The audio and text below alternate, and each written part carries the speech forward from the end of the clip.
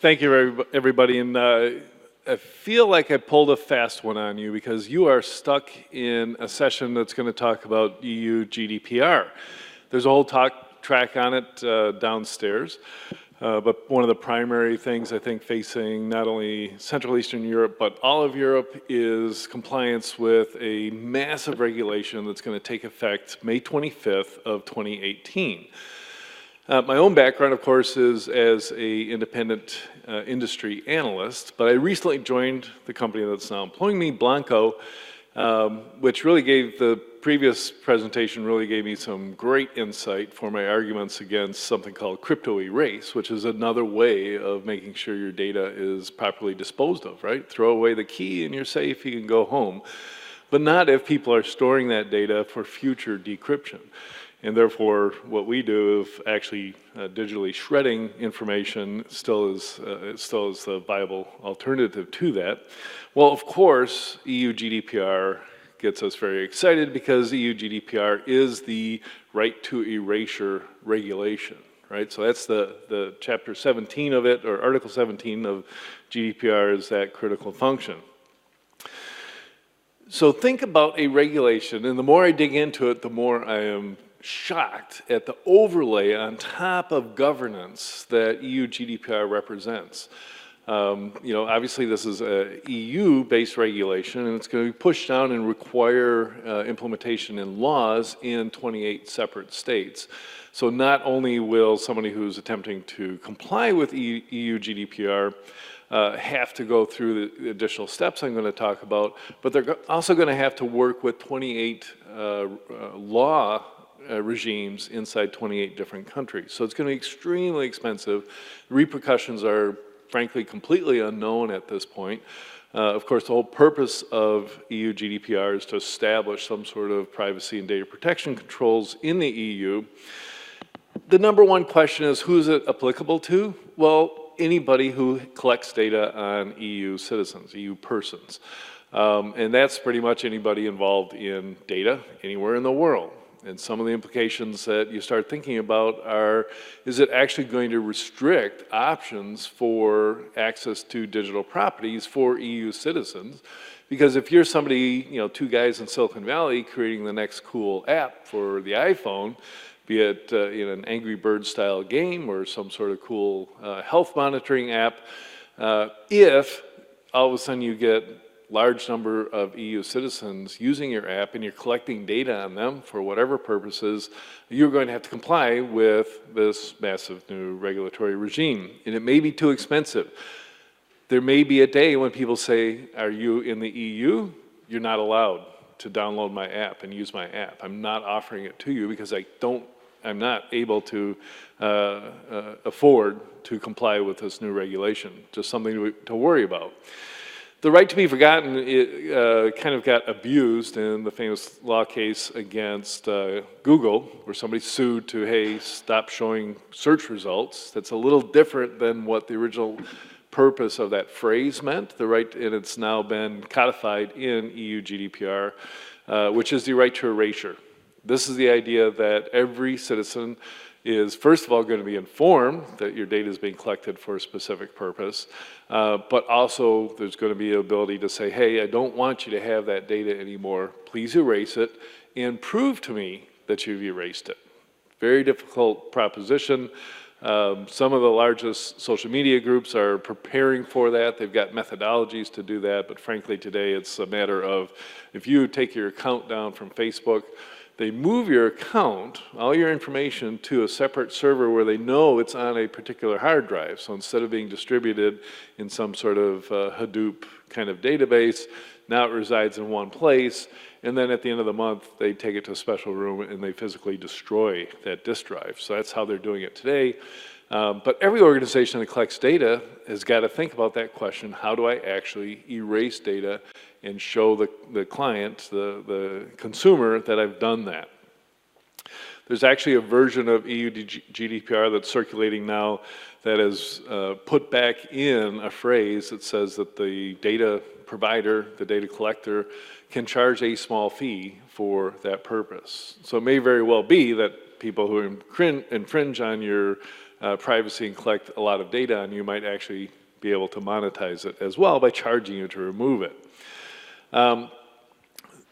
There's also a breach notification requirement, parental consent for minors, and one of the things that's getting the attention of lawyers and the C-suite everywhere is the massive potential for fines, up to 4% of global revenue. So even if the EU doesn't represent a big part of somebody's revenue base, they could be fined for not complying with EU GDPR up to 4% or 20 million euros, whichever is larger. So if you're a small company, you could still be subject to a $20 million euro fine. So at the beginning of the year, we did a survey of, of IT professionals and data privacy professionals around the world. We asked them if they're prepared for EU GDPR. And a surprising, or maybe not so surprising, 23% said they were fully prepared. We got this covered, we're in it. 37% were say they're on the right track. But then you've got your 16% that said they're only somewhat prepared, or 15% who had no idea, and 9% who at least knew that they were not prepared. One thing I want to focus on, probably because I was just in DC participating in a panel on the subject, is the requirement to appoint a data protection officer. Now, there are 111 countries in the world that have data protection laws already.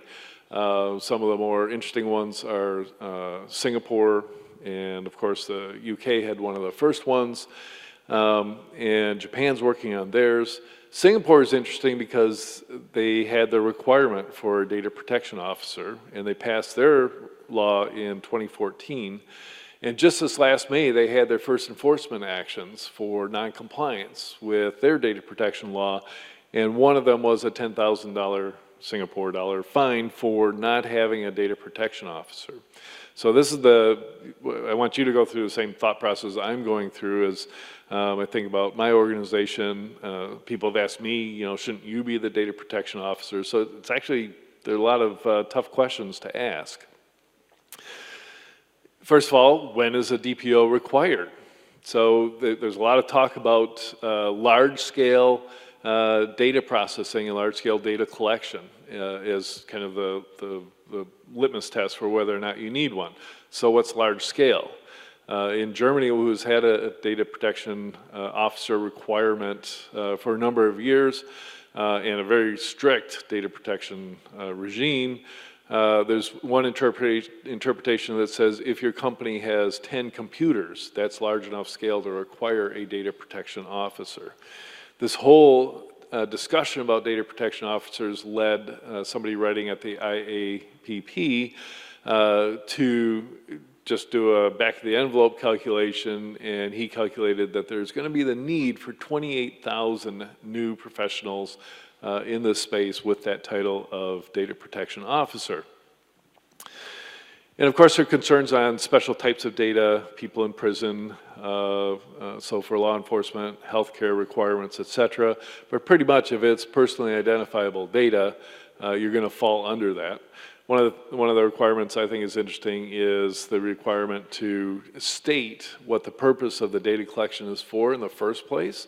So somewhere in that acceptable use policy that you click OK on, it's going to say we're going to collect this data on you off of your cell phone or whatever, and this is the purpose for which it's intended. That's a big step to ask people to actually say that, because many new digital companies just want the data, and they're going to figure out how to monetize it later. And that's why every single one of those stupid apps you download, including your flashlight app, collects all this crazy data, because they can monetize it later if they can get millions of people in it.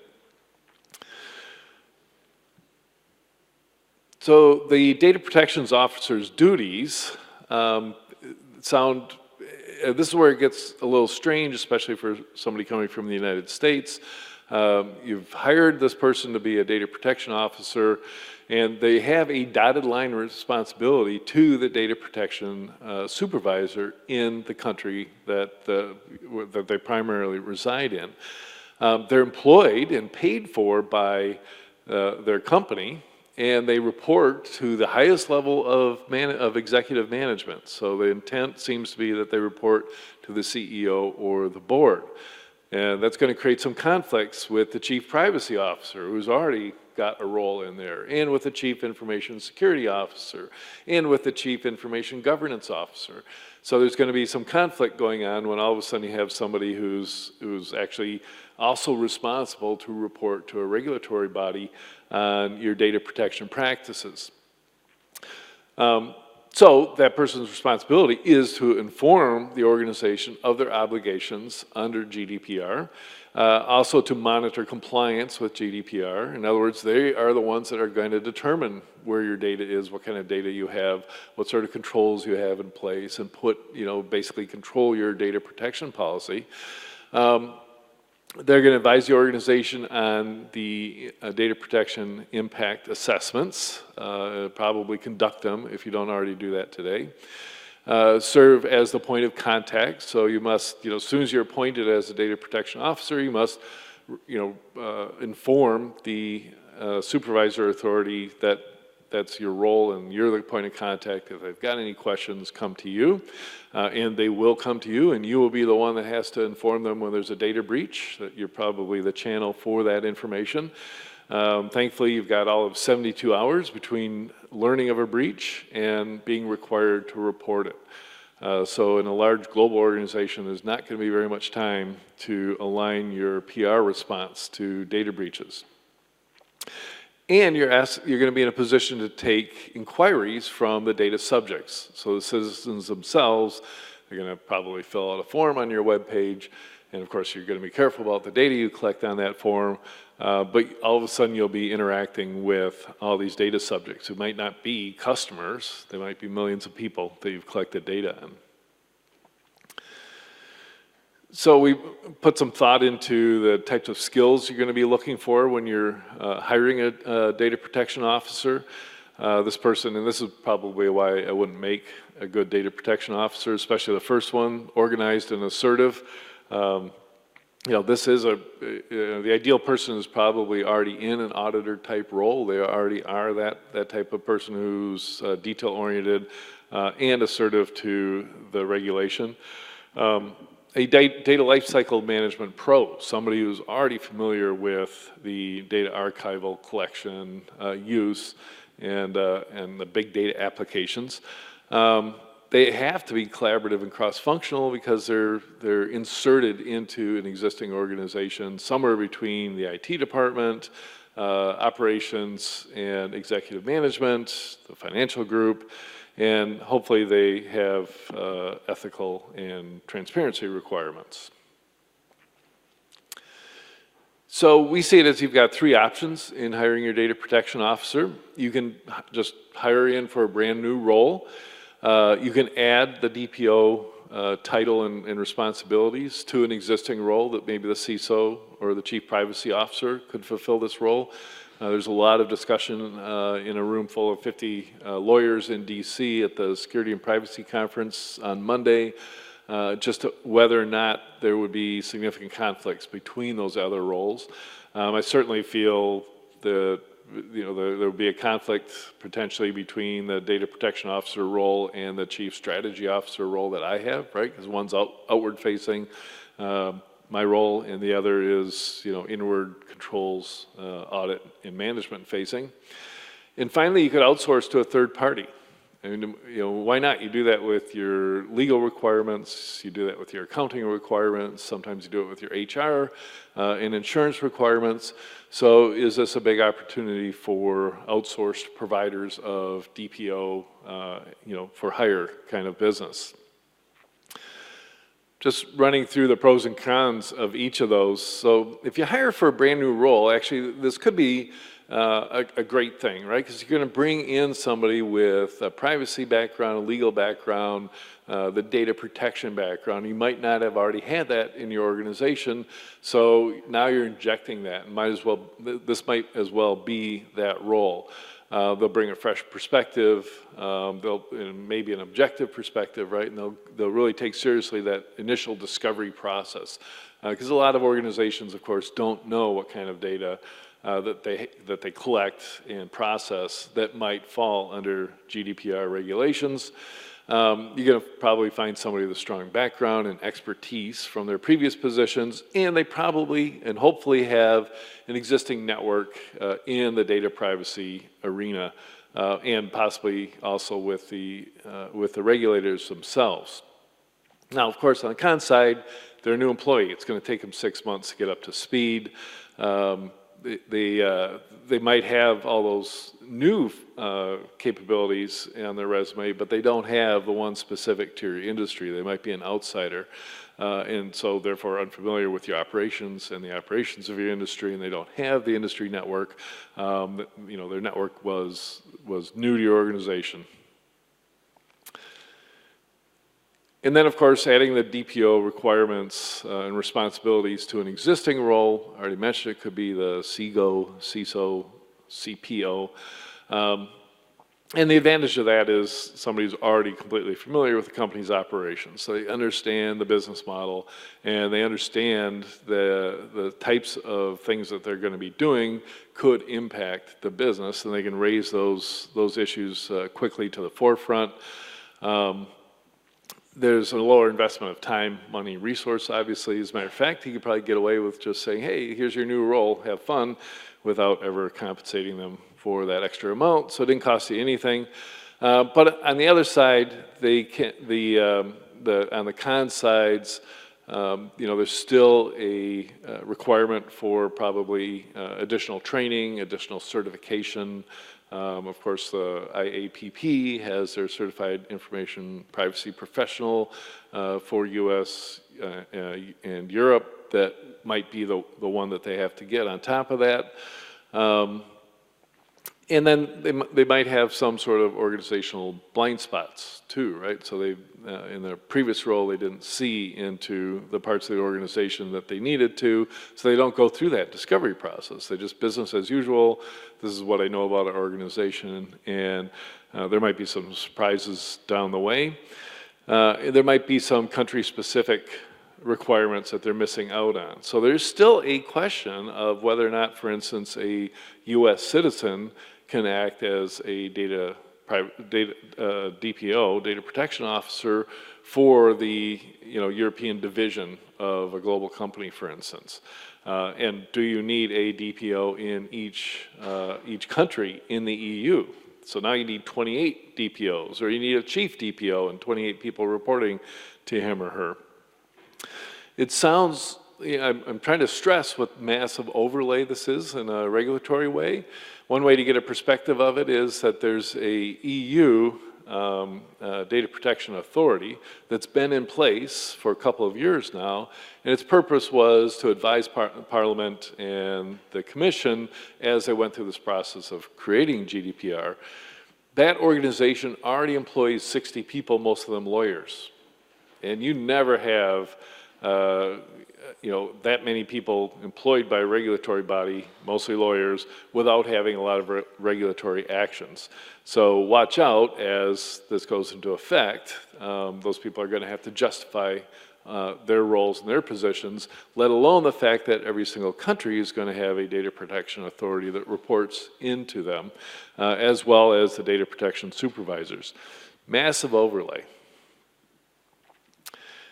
And finally, you can outsource to a third party. So if you're a Google, Yahoo, Apple, you're probably not going to outsource, but I can imagine most smaller organizations, even the size of Blancco, eventually deciding to move to this, either a full outsourcing, identify this person at that law firm is our outsourced data protection officer, or an advisory role where there's somebody inside who has the title, just like a PR person has a central role in a company, but they outsource most of the activity in each region to contractors. Same thing could be done when you're outsourcing the DPO role. And the advantages are you get the professional qualifications, you get all the advantage of the other experience they have dealing with each of the state data protection authorities. So they're going to be specialists and they have more direct action experience dealing with each of the issues that come up. And of course, they don't take, if you've outsourced, then you've got an option if somebody wants to take a vacation, they fill in behind with that. The con is that it could be expensive, right? So it's direct costs. You're paying somebody on the outside. You don't get the continued benefit of training and getting a DPO up to speed. Exposure to corporate data increases risks. Now there's somebody on the outside who might have access to your corporate data that you're trying to track. So in summary, and not to keep you too long since we're all waiting to hear Phil Zimmerman speak right after this, start thinking today, if you haven't already, about your requirements for a data protection officer. Don't get surprised in early May of 2018 when somebody says, oh my gosh, there's a new regulation and we don't have anybody to do this. It'd be much, much better to start planning for that and start recruiting before all the good DPOs are hired. Thank you very much.